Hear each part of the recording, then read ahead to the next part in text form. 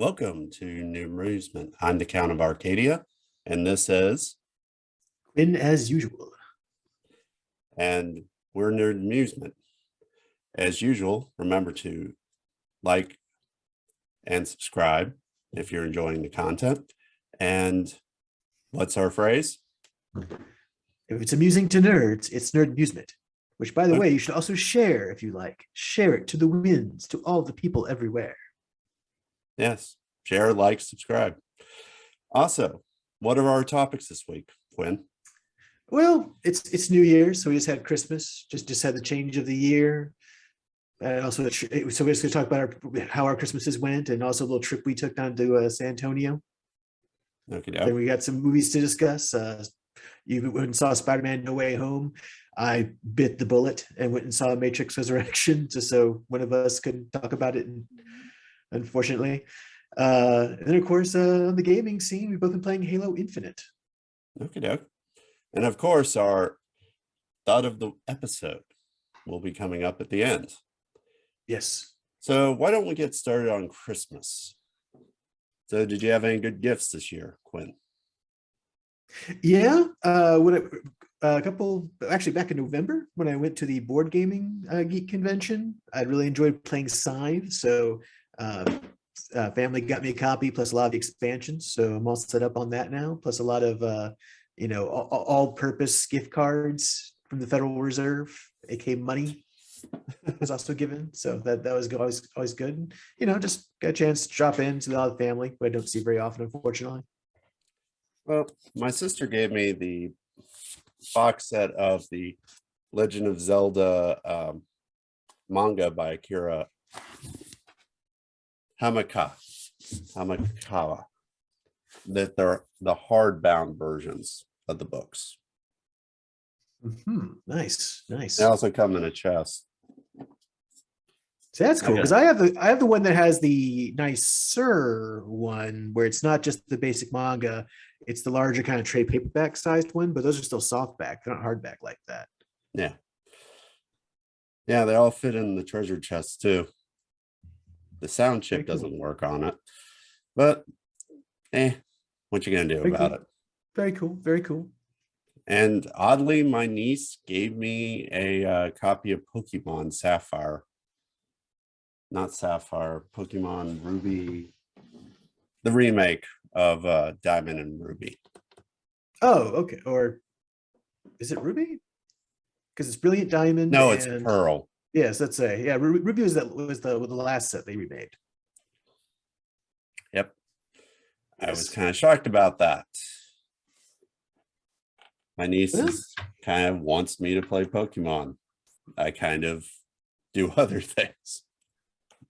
Oh, that's good, man. That's how I kind of link with my nephews and nieces. They all like Pokemon, and I like to play several of the games. So it's something we can talk about. Something shared between the generations. So I'd say go for it, man. Fire it up. Oh, I have to a degree, but we'll get into things I've been doing otherwise. So, did you have any unusual gifts this year? Just one thing I had mentioned to several family members that so at Anime Fest we've been joking about the shortage of sun chips. It's been one of the items that's become a shortage item, just across the board. I didn't know sun chips were that hard to make. It's one of those mysteries, particularly the French onion flavor, which is the most popular one. So you think they'd be making it the most, but apparently that's not the case.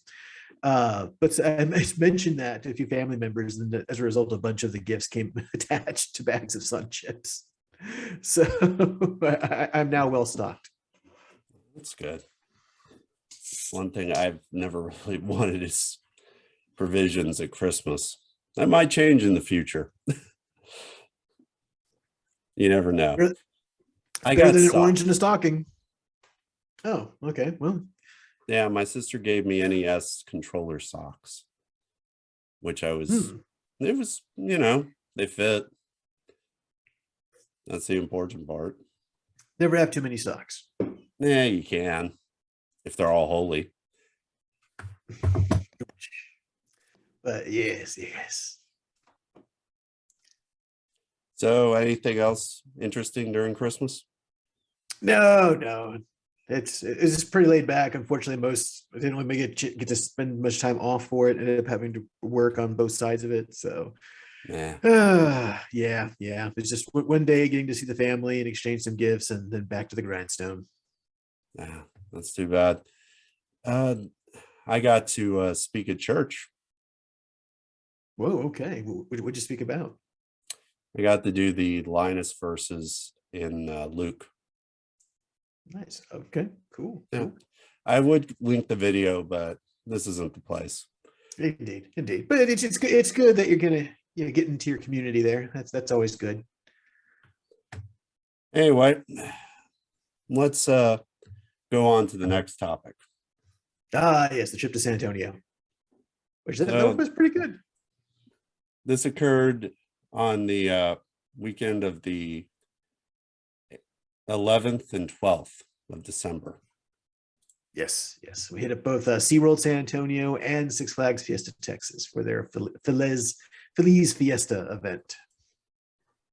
So Feliz Fiesta, for those who don't know, happened at Fiesta, Texas.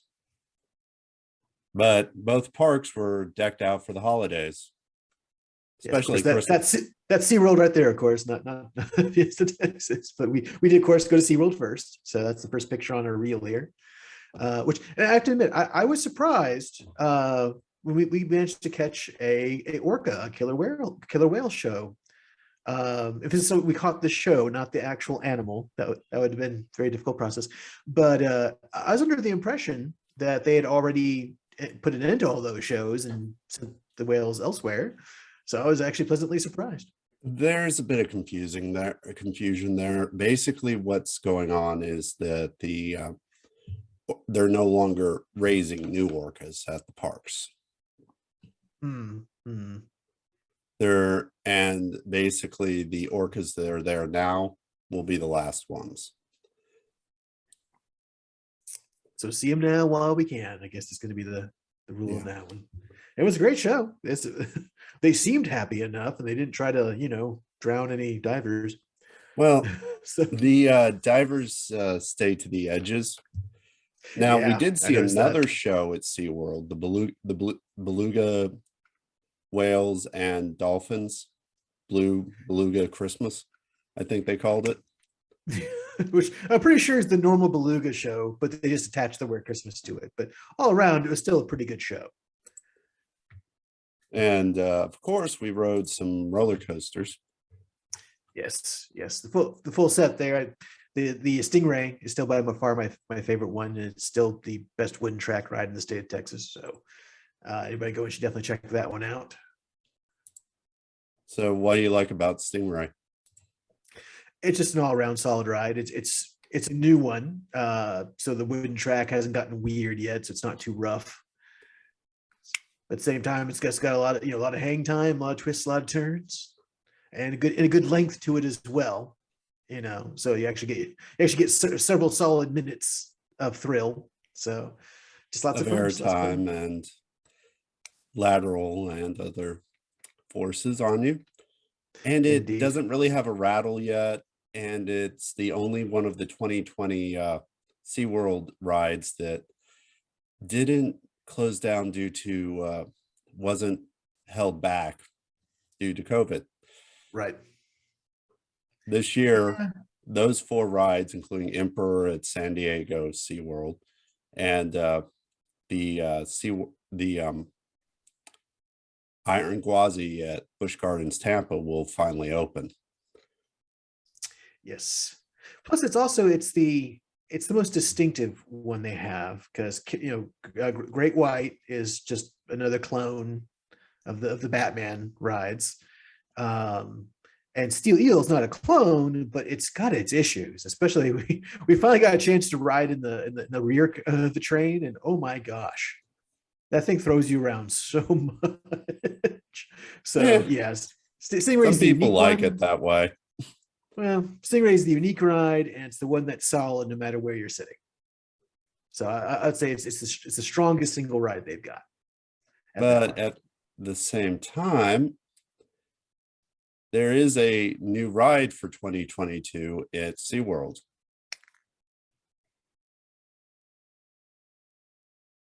At San Antonio? Yeah, What are they getting? an SNS,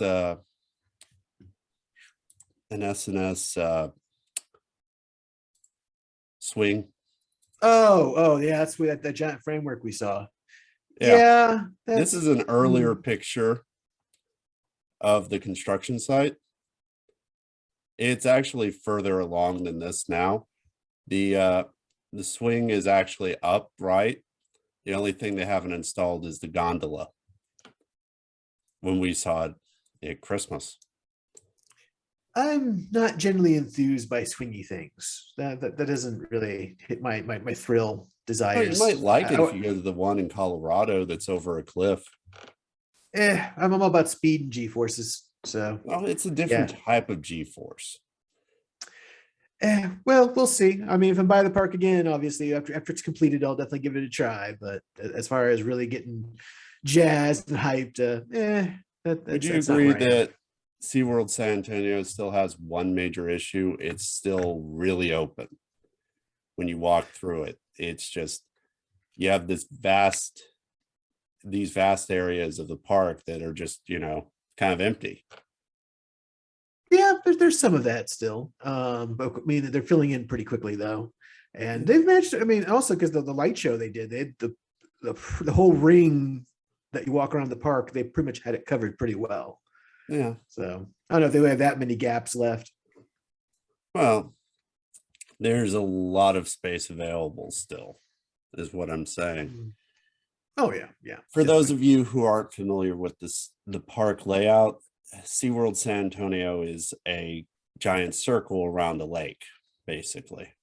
And then the entrance is that picture we showed at the beginning. And on the other side of the entrance is the water park, Aquatica, San Antonio. So, and there's a Discovery Cove as well. There's plenty of space at the park. And there's also a middle school across the street. Yeah, which has to be terrible when you're sitting there, in the middle of your classes, looking out the window, seeing all these happy people riding over to SeaWorld, even seeing the roller coasters in the distance Oh and the yeah. trains going up and down. It's like, oh, and I'm in school. Oh no. Why did I sit next to this window? Yes. I can only imagine the poor kids. Yes. I would have hated it myself Yes. because I was a bit of a daydreamer myself. So yeah, yeah. But anyway, it was good. It was a good time. Got good shows, a couple of good rides, and again, great Christmas light show. But then, of course, we went to Fiesta, Texas, the next day, which I. So the big question everybody always has is which one's got the better Christmas, light setup right now, and it's close. Fiesta, Texas has gotten really good. And they've got a for lot of those who don't know about Fiesta, Texas, it has a nice quarry wall around it. yes, because of what's in the quarry. They literally bought a giant hole in the ground to put their park in. And hey, it works. It helps protect the park from extreme winds and other things like that. When we got there, in fact, there's some really heavy winds, which means we had to avoid some of the rides for a while. But oh yes, and of course this is one of the biggest reveals for the show. There, can you back up to that last clip there? So we got to go behind the scenes a little bit, and they went and introduced us to one of their actresses playing the new iteration of the Dr. Diabolical character, who's going to be a really big IP item for them. Going to be naming a lot of Well, rides after for their whole steampunk theming. there she is with the Count of Arcadia. Me. Basically, she complimented me on my leather. There you go. There you go. But yeah, and then you can also tell that they made a point to make sure that it's got a mask so they can use different actresses potentially at different parks. So maybe they could go ahead and push the character out across the whole chain. Well, But as I yeah, explained to Quinn the other day, Magic Mountain has a steampunk area where Twisted Colossus is. And they could add her theoretically to that area of the park. yes, yes. And of course, what we're looking at here are the parts of the new ride, the Dr. Diabolical cliffhanger.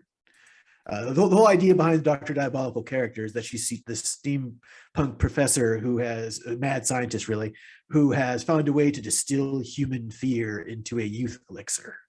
So that's how she stays young, is by convincing people to ride these super thrilling and scary rides so she can steal their fear. And there's Thus the live test forever. patch right there. Yes, they actually gave out the elixir because they're actually going to be selling that as a themed drink in the park. In fact, is apparently the plan. So that's going to be interesting too. What do you think it tasted like?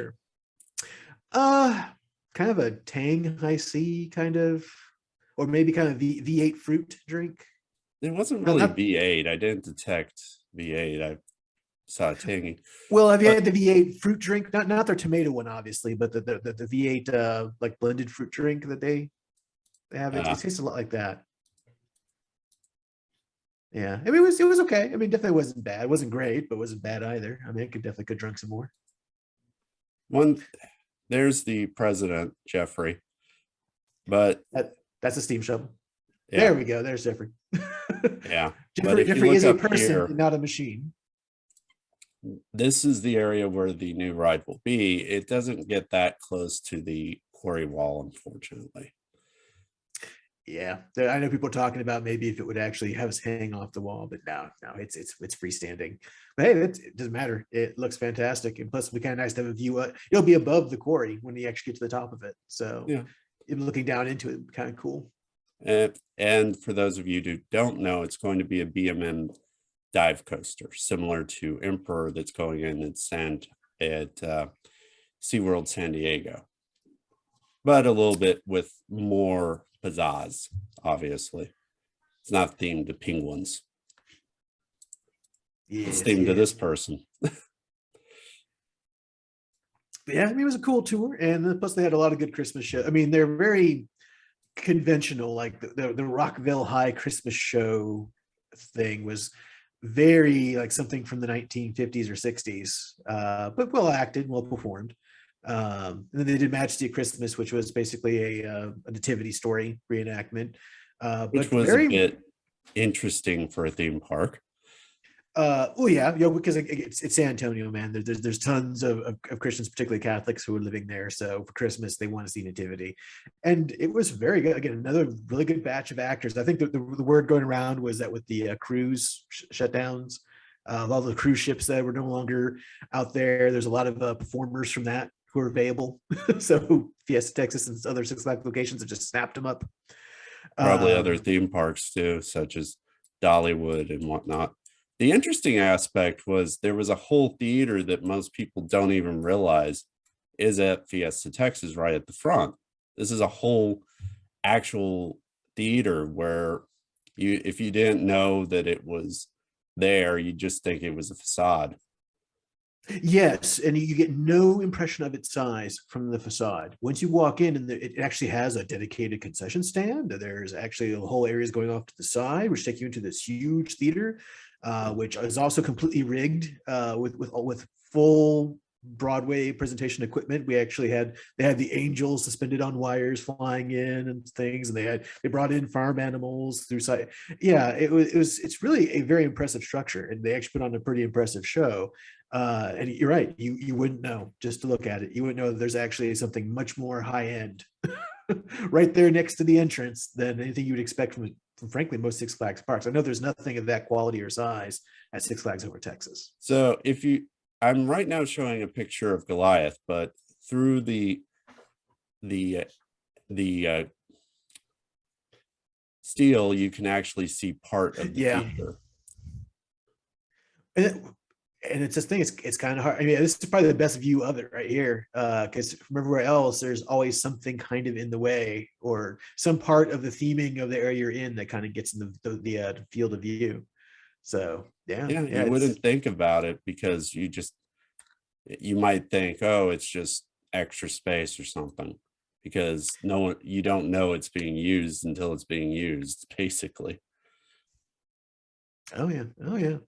But yeah, and the park looked great. They definitely had lights going. They had a lot of holiday food options out, and unlike over Texas, which has been bringing in outsiders, which has been good to have some holiday food offerings. The problem with that's always been that you can't use any of your discounts because they're these are just people freelancing, so they're not hooked up to the Six Flags payment processing system, so they can't check memberships or discounts or anything like that. Uh, at Fiesta, they actually had everything all hooked up. Everything was on the Fiesta charging system. So if you wanted to try all these new holiday food offerings, you had all your normal discounts, which is great. Which it made it a much more fun experience. Because hey, we pay for those memberships for a reason, so we're not paying full price in the park. It's either that or another video on demand service. Yeah, and most of them are pretty good too. The only one that was real flop was the bacon covered donut holes. That was, how could I not? But the idea was interesting, but unfortunately the execution was poor. There's particularly the donut holes, which were like, I don't know if you buy those Krispy Kreme donuts at Walmart ever, they're terrible. They're nowhere near as good as an actual Krispy Kreme donut if you get it at Krispy Kreme. Same thing here. That it's just tasted kind of like those where they've lost all their goodness, all their flavor. But putting the bacon bits and stuff like that, it didn't help. It just didn't help. Okay, so yeah, don't get bacon covered donut holes at Six Flags Fiesta Texas unless they change the recipe or the vendor, is what you're telling us. Yeah, but if they're offering empanadas, then yeah, go for that. The empanadas are great. Okay. So overall, you were impressed by both parks? Yeah, they both put on a good Christmas light show. They know how to decorate their parks. They've put some major investment in it, and they both had good shows and unique shows. Obviously, with SeaWorld, the main performers were the animals. Fiesta Texas has lined up a lot of good talent for the singing and stage presentations. So a lot of fun either way. And but of course, obviously, a lot more rides and better rides still at Fiesta Texas. Well, so. We'll probably be back next week with some more news about over Texas. But for now, let's go to the next topic. Yes, the movies. So you can go and start off with the good news, Spider-Man No Way Home. Yes, Spider-Man No Way Home. Honestly, I can see why it was the number one box office success at the theaters this Christmas season. Honestly, it respected continuity. It respected, every character that showed up in the movie. They took great care to make sure that it was the character was well respected. They didn't change the characters except for if the character just was thought of as a joke. One of the running jokes was Jamie Foxx's Electro. They changed the character so he didn't look dweeby anymore. And he now looked like Jamie Foxx, and he also looked more like the traditional Electro. So it just basically the movie starts out basically as at the end of Far From Home, where Spider-Man has just been accused of killing the great Mysterio, and basically he's trying to deal with it. You see a bringing in of Matt Murdock from the Netflix Marvel show Daredevil. It's the same character, and basically he gets off from the question of what's going on, and then his friends get penalized because of his actions, because they're associated with him. And being Peter Parker, he tries to help his friends, and he screws up in typical Parker fashion. And so doing so by trying to do a magical deal, which, to be fair, when I saw the magical deal, I was like, oh, somebody thought about the controversial story One More Day. And yes. And this one actually did it right. Because one of the problems everyone's always had with One More Day is, what has been the consequence of one more day? there's been no real consequence to Peter Parker in the comics. Well, 616 Peter Parker. Oh, Well, he didn't get his Well, daughter. and just to clarify for those who aren't familiar with it, the One More Day storyline, which is one of Michael Straczynski's, basically had Peter Parker decide to have the world for. At that point in the storyline, people knew who he was. They knew he was Spider-Man. He was a member of the Avengers. He was respected.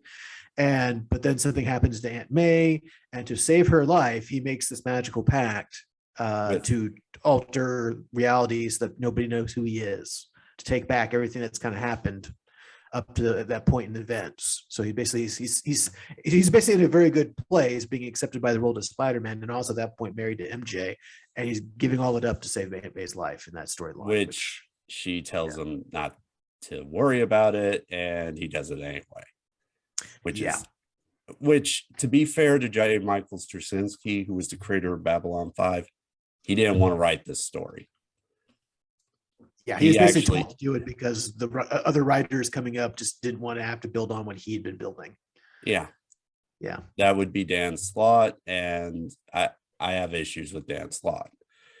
But No Way Home did it right. There were consequences to Peter's actions. And he brought in, due to his actions and the magical spell going away, he ends up bringing in different villains from different Spider-Man universes. So the Amazing Spider-Man, characters like the Lizard and Jamie Foxx's Electro, and then the original Tobey Maguire Spider-Man movies. They had the Sandman, they had Alfred Molina return as Doc Ock, and of course, William Dafoe is back as the Green Goblin.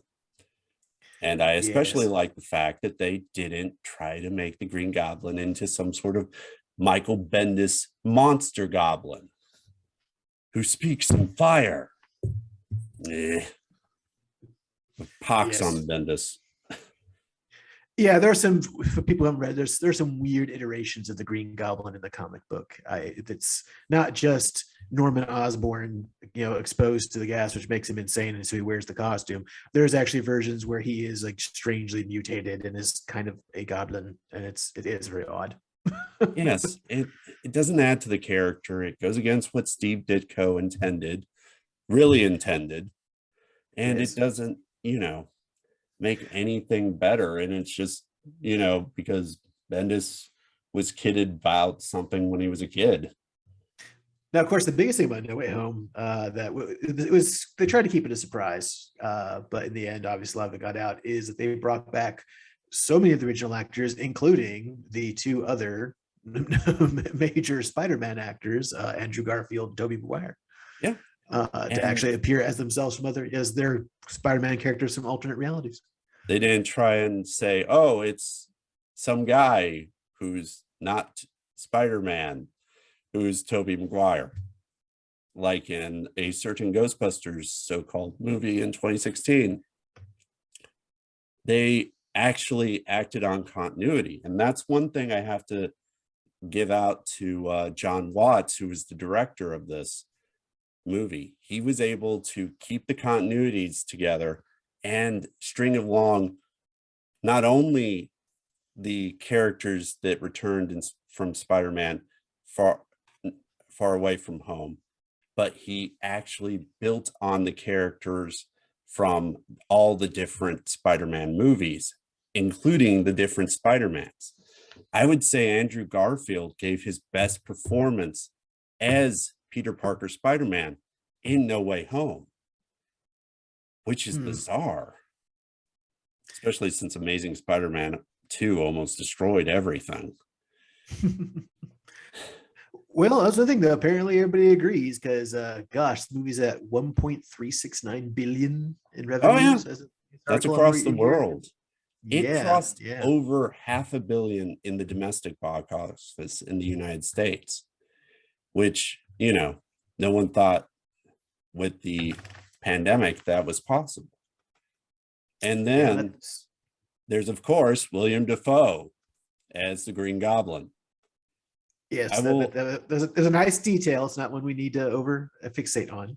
Oh, come on. We're Everybody all happy to likes. see him. It's so good, but that's on a budget of about 200 million. So Yeah, now, of course, they have to ways give to up half of pass that it. revenue. But yeah, even with that, they are definitely they've got at least $500 million at this point, just profit underneath their belt. So So yeah, that's I've been praising the movie, but there's a couple of things. They were one villain short of having a Sinister Six. Just one villain. They could have just had Michael Keaton fly by as the Vulture or something. And to be fair, the ending is kind of a downer, but it did works. Sister Six have Rhino? Actually, the Sinister Six have had various iterations. One or two have actually had the Green Goblin. It's just you have to have six. That's usually the thing. There was a villainous anti-hero character who kind of pops up in the mid-credits, but that doesn't really count. But the ending is kind of a downer, but Spider-Man's still there and he's still in the MCU, but he's lost. He has had the loss that typical Peter Parker Spider-Man has had. He is now kind of on his own, but he knows who he is and he's accepted the consequences of his actions, which is what people like about Spider-Man. Even though he has horrible things happen to him as he goes on his adventures, he still tries to be the moral character he tries to be. And that's why a lot of people still don't like One More Day, because it kind of removed that aspect that they loved. But let's go on to Matrix Resurrection. Yes, which of course, unfortunately, is not a good movie, and is not one the fans are going to enjoy. It's essentially Lana Wachowski decided to do a fan fiction of the movie she and her sibling created so long ago, and it doesn't work very well. Basically, they bring back Trinity and Neo, who are unaware of their original identities, who are inside the Matrix. They have a little bit of meta fun with Neo working at a game studio where he believes that all the events of the Matrix were actually just a game he created.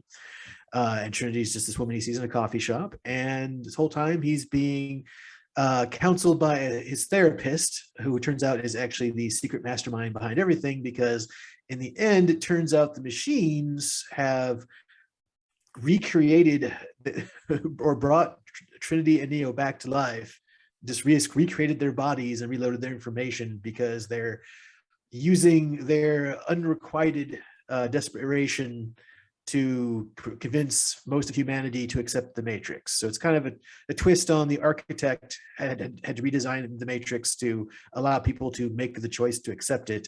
The analyst, Neil Patrick Harris's character, is someone who's replaced the architect, and his secret is using frustration.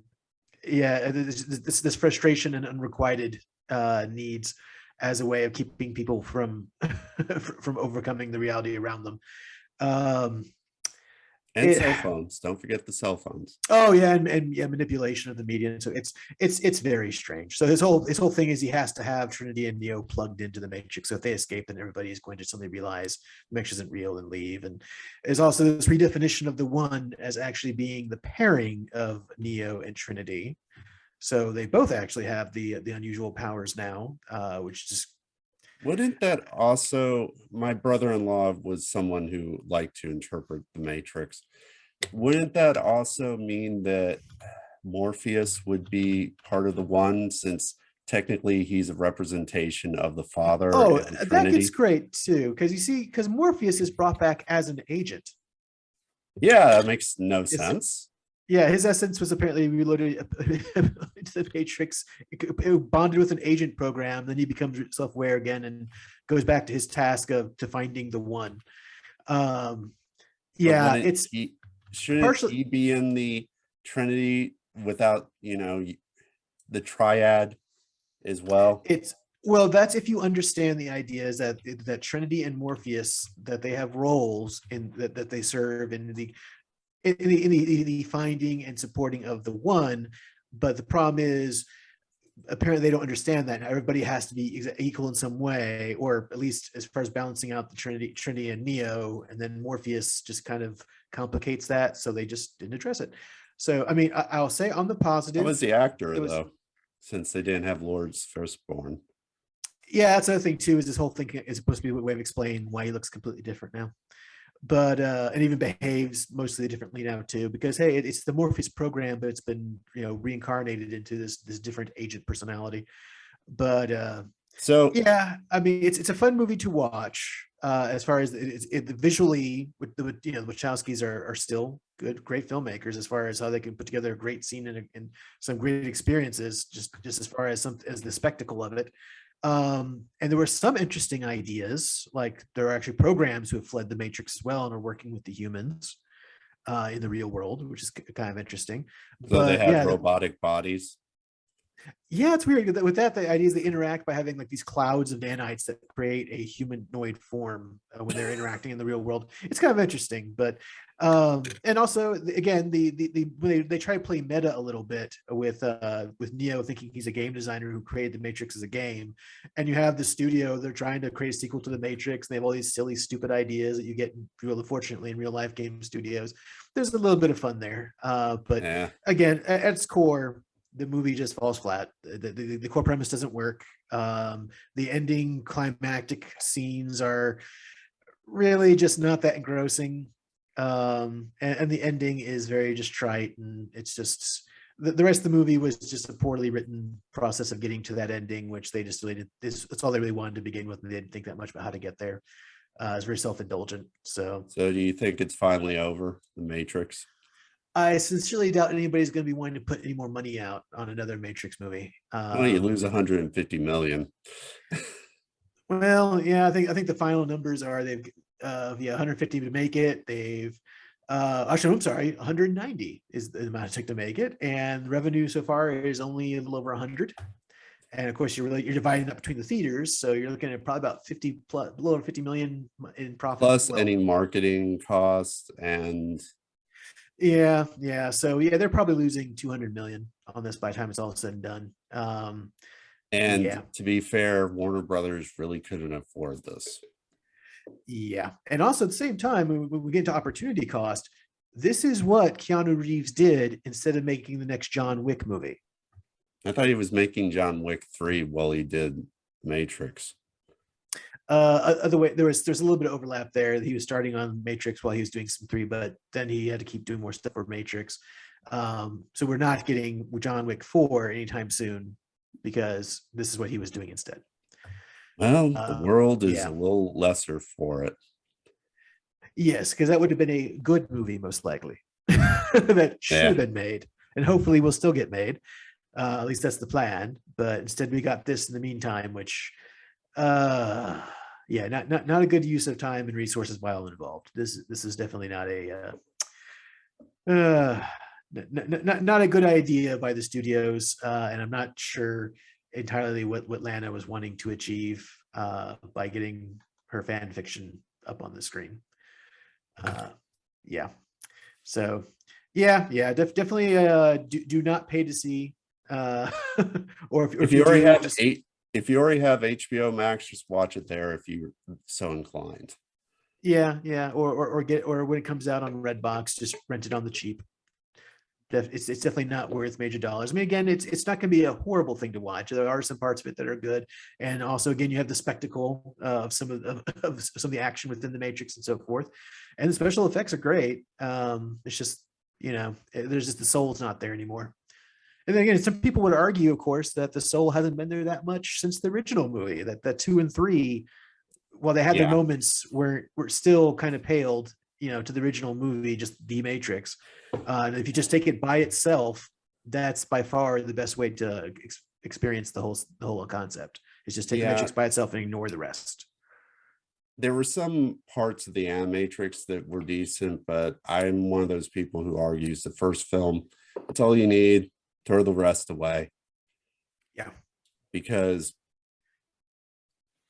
technically I can tell you exactly where the Matrix fell apart for me. It was the scene when they get to Zion, they're in Zion, and then they have the rave. That's at Yeah, that point, I'm like, yep, I'm out. they kind of dwell on it for a while. I don't know. I kind of I see the point of this scene. I can feel where they're going with that scene, but on execution, it's just like, oh, okay. This is now I'm just kind of watching a rave now. The overall emotion of the plot of what the challenge they're facing, I think, gets quickly lost, and it's just yeah. Oh well, at least hopefully this will put paid to that, and everybody can move on and put their time and energy towards more deserving projects. Who knows? Just out of curiosity, any other media that you want to talk about before we go to the next topic?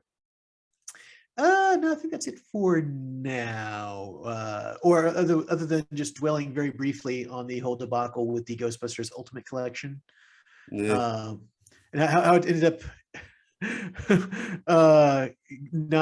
not really including a disc at all for the 2016 Ghostbusters. There's going to be a digital code for it if you really want to see it. They'll include a digital code in there for you. But yeah, that's it. There's no disc copy. It's just being left out because, hey, you know what? It made it clear within itself that it was not part of the continuity. It was not a popular the movie, marketing. and there's no way you can try to claim it was a popular movie. It had very few fans at all, and I mean, the excuses they want to put together, it wasn't good. People didn't like it, and it wasn't really part of the overall Ghostbusters story, so it doesn't really belong in the collection. But And thus it's not part of an ultimate, which is the best parts of something. Yes, and the defining elements of understanding what Ghostbusters is, which again, Ghostbusters 2016 doesn't do that. It's just it's a parody. Right? Yeah, exactly. I bet that's the nicest way you can describe it, is as a parody. So, well, I'm trying to be watch dramatic. It. Yes. I mean, if you really want to watch it, hey, they're including a digital download code for it. All right, you could probably still sign up for Movies Anywhere, and they'll give you a copy. Yeah, I mean, in fact, that was one that was part of the subscription service they were doing for a while for the digital service, and it was automatically included when people signed up, and actually people calling in asking to have it removed. Oh, I figured out how to do that on my own without calling somebody. Yes. But all right. Let's move on along then to our next topic, the video game sphere. We've both been playing Halo. Should I cue up some music? No, I think we're good. Okay, you can play a little bit, just a little. Okay. Just to get started. Well, I'll save it for when I edit this. Okay, very good. So we'll just kind of leave a space here, or you just play it in the background for us talking. But no, yeah, I'll just start it up here. Okay. So yeah, Halo Infinite overall, pretty good game. Having a good time with it. I mean, combat's solid. It can be very challenging at times, but it's not overwhelming. I mean, I've run into anything that I didn't have some idea of what to mean. I had to die and come back a few times, but I had a pretty good idea what it was doing. They weren't just throwing these things out at you with no context on how to move forward. And of course, I mean, people who are jokingly calling it Halo Breath of the Wild, because it is this huge, massive open world, and I didn't realize how much it was going to be like Breath of the Wild, especially once they started climbing mountains. And the grappling hook, which was, when we're introduced to it, we're thinking mostly as a combat tool, but we ended up using it more than anything, just climbing up mountaintops and getting around the terrain. Yeah, definitely some flashbacks to Breath of the Wild there, but it kind of adds to the experience when we're just going all over and kind of plotting out what we want to take, where to get more, Spartan cores to upgrade our suit. Where to putting together our network of forward operating bases and unlocking weapons and equipment. It just brings you in there. Spartan cores, for those who don't know, are an upgrade method in the game. Yes, they were introduced for the game. And upgrade your grappling hook ASAP. Yes. Your first thought might be your shield, and that's not a bad thought, but you definitely, at the very least, you need to get your grappling hook to a point where it has the lowest recharge, so you can use it as often and as quickly as possible. Because not just for fighting, but again, just getting around the map, you will find yourself Spider-Man web slinging around using the grappling hook to get up some of these mountains. So you're definitely going to need it. But there was, I would say, in a way, this is a picture right now of just looking out onto the ring. And it has that awe-inspiring aspect that someone at Bungie once described first getting onto the ring, the original Alpha Yes. ring R4, which is basically just looking at the sky and being amazed. And when you get to the highest points in the map and get a full view of the arc of the ring, you'll actually play the original Halo theme, and it also pops an achievement when you do that. Yes. Yeah, I think so we've both gotten that achievement. Oh yeah, oh yeah. I did it by accident, just climbing up a mountain. Well, and they've got enough hidden, hidden things to look Oh. for, like especially the broadcast towers that you want to take out, which those are getting kind of funny because the idea is that they're supposed to be broadcasting banished propaganda. And they have but in Halo lore, the propagandist aspects of the Covenant were always the grunts. So apparently the banished, which isn't really, it's a pirate faction of the former Covenant, is a good way of putting it, I guess. Yeah, except now apparently they've subsumed almost all of, they've gone from being like a rogue faction to apparently subsuming all the original. I don't Covenant, think it they seems. have all, even in the books, they don't describe them as all intensive. Well, that's where things get kind of weird because I mean, we'll come to that in a second, actually, because that is one of the major points we're trying to suss out here. But it's just funny when you're going after the broadcast towers, since it's the grunts, the Ungoi, who are broadcasting the propaganda. After you start taking out towers, their naturally cowardly nature starts kicking in. So you actually hear their broadcasters, they're begging you to please don't destroy any more towers because then they might have to do real work, or they might get eaten by one of the brutes. So it's a little bit of touches of humor and tons of Easter eggs all over the place too. So hold on 1 second. I've got an Easter egg set up. I don't think you found this one. So is it one of the dolls? Yeah. Ah, yes. Okay. I just found this doll today.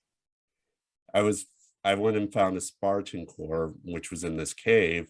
Then when I was on the other side of the cave, it looked out on to the obelisks and the pieces of the Zeta ring, and there was what looked like a grunt just standing there. So I got back in my little the Wasp flew over there, and then I found this.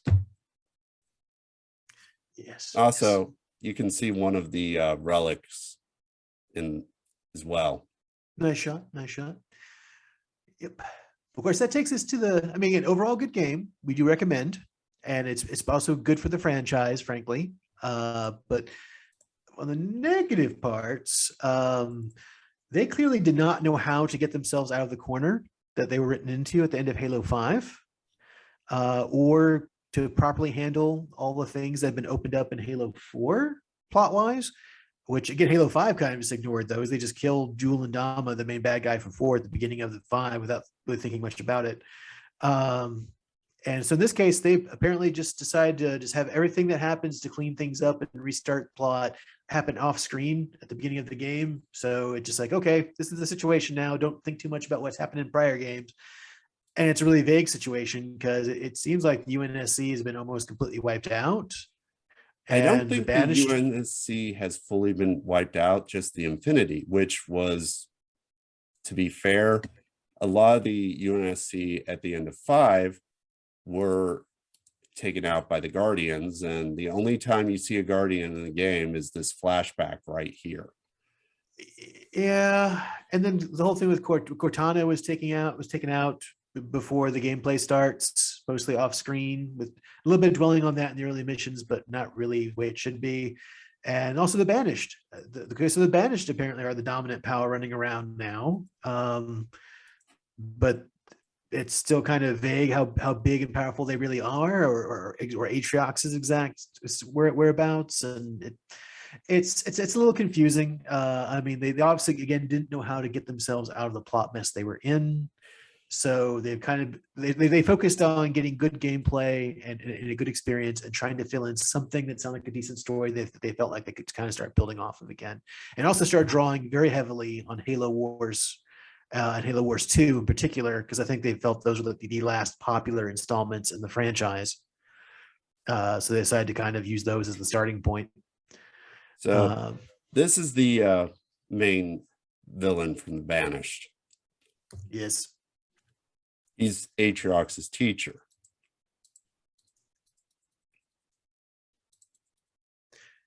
Which, and that's the thing. Well, that's a thing, you know, because it's like, okay, why are we waiting? Why isn't Atriox just showing up? Well, it's in the background. He shows up for 5 seconds in the beginning of the game and kicks you off the Infinity, which you find out what happened to the Infinity later at the end of the game. Yeah. Well, because I'm it not does going to get go more into focused at the end. details, but it was actually, for what the Infinity is, it was actually a very well planned way of taking it down. But a lot of the stuff you have to go in the game to find to get the rest of the story. The weird thing to me is, if you ever see Cortana in the game, and I just noticed this, she's always purple. As opposed to the weapon, the Cortana replacement, who is the classic blue color. Yeah. Well, no. Yeah. In the original Halo, Cortana was purple. But in Halo 2, she went blue. And in all the iterations of Halo since Halo she was blue. 2, she's been blue. So this is the weapon, details, by the way. Details. Yes, the replacement Cortana. Which again, it's sad because the relationship between the Chief and Cortana was such a main part of the character. The character who is intentionally kept vague in most other ways. And then it got an okay send off at the end of 4, and then 5 just mucked it up. And then here they didn't even try to. They apparently just didn't know how to address the muck up. So they just kind of swept underneath the rug and said, okay, let's just get this franchise moving again. They kind of make a way of, in the game, they kind of talk about it later in the game when you get to the end of it. There is an appearance by Cortana in her last moments. Yeah. Well, and I think the main thing too is also kind of wait and see where they're going to go with this, because Infinite's not supposed to be just a one-off. It's supposed to be a platform for adding more story material, which ironically 4 was supposed to be that. That's why they had the Spartan stuff in 4, but then that got stopped prematurely. So they kind of abandoned the idea. And now they're coming back to it as the core of the whole thing. So kind of wait and see to see how much more story content is added to the game and where they take it. I'm kind of hyped. Kind of looking for. I mean, again, so far I'm having lots of fun. Kind of like just have some more time with it too. So we'll see. And I found it interesting that the way I see Cortana and the weapon is they're kind of sisters, but they're aspects of Halsey at different points in their life. Right. So the weapon is more a joyful, happy character, which I think was Halsey before she went to college. And Cortana is more the aspects of her after college.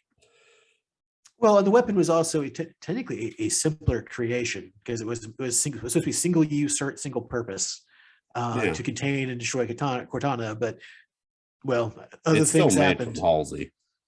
Yeah, exactly. She's still made from Halsey. Yeah. And plus, that's kind of the thing too, because it gives them as writers a blank slate to develop the weapon as they please.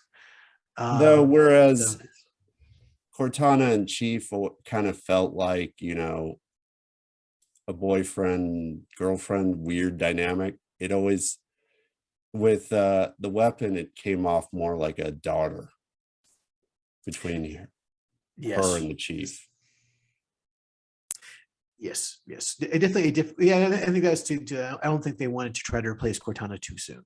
So they wanted the weapon to definitely have a different relationship there. So, and that's it's working. That's the important thing. It works for the game, and it makes for a good experience, and it keeps the interest, and it's gotten the franchise back to where it needs to be. Well, And it beat hopefully again, we'll Battlefield. see where they take it. But we'll see where they take it. And more importantly, Wait, was there a Call of Duty this year? Yeah, the well, actually, no, sorry, there was the new Battlefield that hasn't turned out so great. But Call of Duty, that is a good question. I think there was. There's always a new Call of Duty. Let's see. But basically, Halo Infinity beat Battlefield this year, which Battlefield is Vanguard, Call of Duty Vanguard. Okay. But I don't know much about that. The one last aspect of the game that, in the very beginning of the game, you're allowed to go where you want to after you get through the introduction levels. But at the very end, it's kind of focused. You have to go here, here, and here. You're back on rails. Yeah. Yeah. Which, I mean, that's what it kind of has to do. When it's time to tell the story comes back into the focus as well. Right. You're not. Which I wouldn't consider that a weakness. Data tracks and other things.